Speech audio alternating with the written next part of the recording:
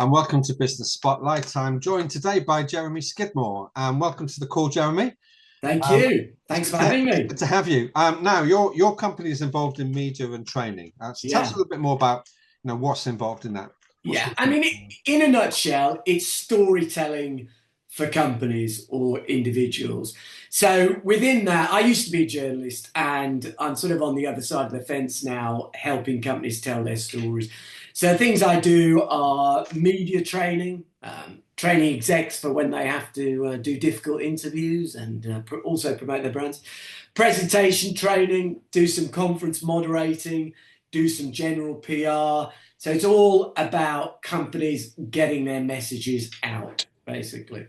Okay, that sounds like quite a kind of range of activities there. Which Yeah. tends to crop up the most? Is it you mentioned confidence training in there and also presentation training? Um, Media training and presentation training. Yeah. Media training and Yeah. presentation training. Okay, so But this is helping people who maybe have got a pitch to do or are going to end up being interviewed for a story of interest in their company, and exactly they're right. looking to you to help them go Yeah. about that the right way. And Okay, media training is the main, probably the main thing I do. A company will call me or get in touch. We've got a few senior execs. They're going to face the media either immediately or in the future. right. They need to know how to handle it, how to control the messages, etc. And I have various courses that handle that. So that's probably the thing that I do most often. Yeah. But I do have a couple of retainer businesses where I am on a regular, constant basis doing PR, for want of a better word, which is putting out news releases, Yeah. newsletters on their behalf, etc. Yeah. Okay. And you say your background is journalism. Was this Yeah. kind of a natural sort of transaction for you, or did you find yourself picking up opportunities Uh, as they came along? I'd love to say it was a grand plan, but it happened all by accident. I was editor of a travel magazine, or newspaper as it was then. Yeah. I got sacked from that for after a few years for falling out with advertisers. All editors get sacked. It's like football managers. It That's just what comes the to the point head when you fall teachers. out. Yeah. Yeah, exactly. Um, and then I worked on the Telegraph and the Mail on Sunday, which were great experiences, but Yeah. I was going back to being a small fish. I was a small fish in a big pond. I didn't want to do that forever. And I just thought, how can I leverage these skills that I'd learned in journalism to help companies tell their stories? So it's a gradual thing, really. It wasn't a grand plan. I wouldn't say I'm naturally the person who has his own company and wanted to do that from the beginning. That isn't true. I wanted to be a journalist. I was a journalist. And I fell into this. And then when I got into it, I thought, wow, I really enjoy this. And I built it from there. Yeah. Okay. So it's quite interesting. So when people do have a business, they wear three hats, don't they? And the technician hat is being good at what it is that you do, and that's clearly your passion with the media training and things of that nature.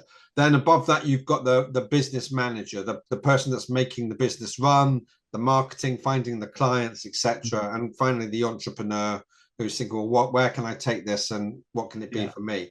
It sounds from the way you're describing, you're very much down and interested in the technical level more than anything else. So, what kind of challenges does that present you in finding clients, for example? Yeah, I mean, it's always a challenge finding clients. I mean, I had, you know, maybe by luck or judgment, but I have been successful in it because I've been doing it for 20 years now. And I wouldn't say it's a linear path of growth, but each year it's worked well. Yeah, And there are adjustments. I mean, the biggest adjustment from being a journalist is that you've got to be nice to people when you're trying to get business. I mean, you've almost got a license for a journalist to be rude, constantly asking rude questions. And I get to role play that when I am yeah, doing the media training. But generally, I've been doing it yeah, for so long now, but initially there is an adjustment of uh, the way you speak to clients and trying to gain business of them. And I think that trying to win business for anybody who has a small business, perhaps, is the constant yeah, challenge.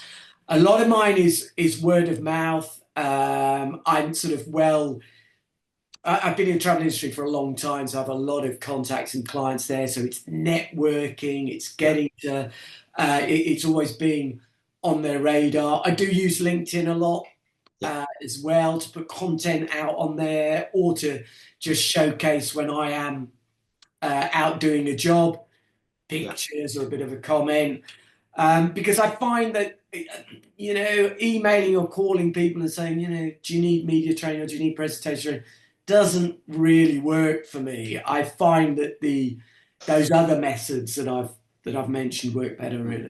So if you're looking at this through the customer's eyes, I mean, obviously you've really well described the services that you can provide, but from their point of view, what problem are you solving? Well, the problem I'm solving is quite often that they have a crisis and they need to be, the media can make or break them. So I'm helping them, if either avert a crisis or in a crisis. Or the flip side of that is how do they use the media to make everyone aware of what they're selling, so therefore they can increase their sales. I mean, in a nutshell, the byproduct of media training is you're going to improve the performance of the company. If it's presentation training, often I'm dealing with people who are going to conferences, going to events, they've got to speak. They don't know how to do it, and you're training them on how to tell their story in an engaging way and deliver that message. So it all boils down to it. Every business wants to improve their standing and improve their profitability, don't they, really? And in a direct or indirect way, that's what the services and the PR associated with it are trying to do. So you're reducing their risk, you're Yeah, reducing the risk of things, and also increasing their chance of yeah, making the sale. yeah. How do you think the industry is changing with the various things that are coming on with AI and that sort of thing? Yeah. What are the main things that are kind of driving media work now, would you say? Well, no, they're massive changes, aren't they? And it's Yeah. probably a long discussion. But if you go back when I first started in journalism, it was just newspapers and TV. That was the only thing that matters. Whereas now, of course, people are far more aware of the impact of social and YouTube, or how they are perceived on those platforms, and they're scared as well a lot of the time of saying the wrong thing, being cancelled, or just inadvertently being inappropriate. So that there is a massive change, but I still think that, well, I know there's a big demand still, luckily, for the services I provide, but it obviously is different from when I first Yeah. started. You've got to evolve what you're offering, Yeah. otherwise you just stay behind. No, I understand that. I mean, one of the things that you said there is that one of the things is that you help people to tell their story. I wonder to what extent you're involved in helping them actually work out what their story is, because quite often when I work with clients and what are your business objectives, what's your vision, etc., they're not really sure. Yeah. And it's important to have clarity. So, did you kind of find yourself having to work alongside them and extract what their story might be, or do you generally find they know what it is, they just don't know how to present it? Helping them find out what the story is can be a massive part of it with clients. I mean, I always say to them with media training, there's a couple of things you take out of it is how to deal with the media, but also you need to clarify. We need more work on clarifying your messages, because sometimes their messages, they think they know what they stand for, what they want to promote, but it doesn't hold water, or if it does, it still needs developing. So Yeah. I mean, it's incredible. If you ask people what they do, a lot of the time they can't really tell you, or they have a big mission statement that people have sort of glazed over before they've got to the end of it. So that is a big part of it, definitely, really. Yeah. It's the working on rather than working in the business. If people are so busy and consumed with what their business does, etc., it's very difficult for them, although I would argue essential, to step back and actually look at that. And it's what the customer perceives is really important, because a business might think it knows why it's good Yeah. at what it does, but the customers might have a completely different viewpoint of Yeah, that. yeah, yeah, yeah. I mean, absolutely. And when we're doing a presentation training and you're they're trying to convince possibly an audience, it might be a PR company that is pitching for business. A lot of the time, people just want to talk about what they do and what they offer. And okay, that's a big part of it. But take a step back. What does the audience want?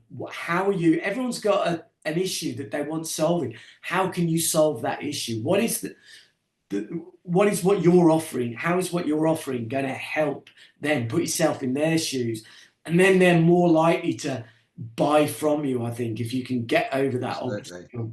Okay. So coming back to your business and effectively as a business, you said that one of the ways that you find clients is you do lots of networking. There's Yeah. some referrals and word of mouth.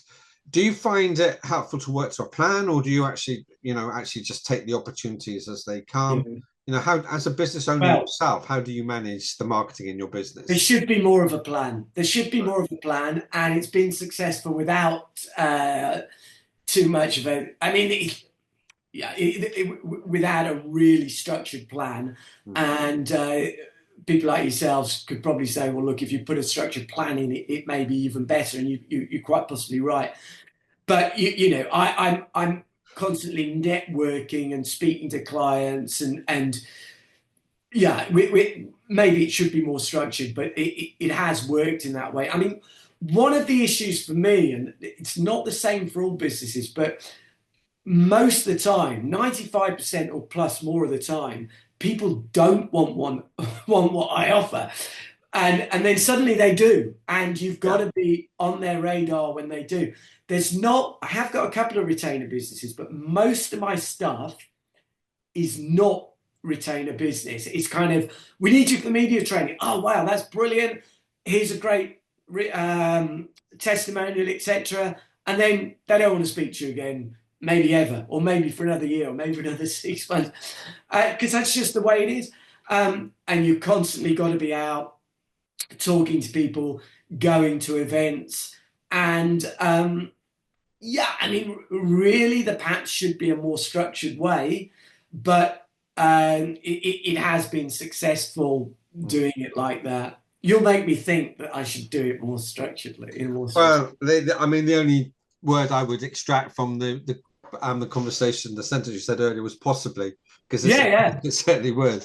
But even with networking, there is a science to it as well. It's not just a case as though going out there and telling your story. It's about how you then hook people to, to come back to you when the time is right. You said there, that people will come to you when they're ready, and it made yeah, I was thinking at that point, most marketing is about lead generation. So you generate a lead, and the lead is somebody that who wants to do business with you, and you want to do business with them, and you're talking to each other. I think your marketing is probably more focused at suspect and prospect generation. So for me, the terminology is a suspect is somebody who you suspect could work with you.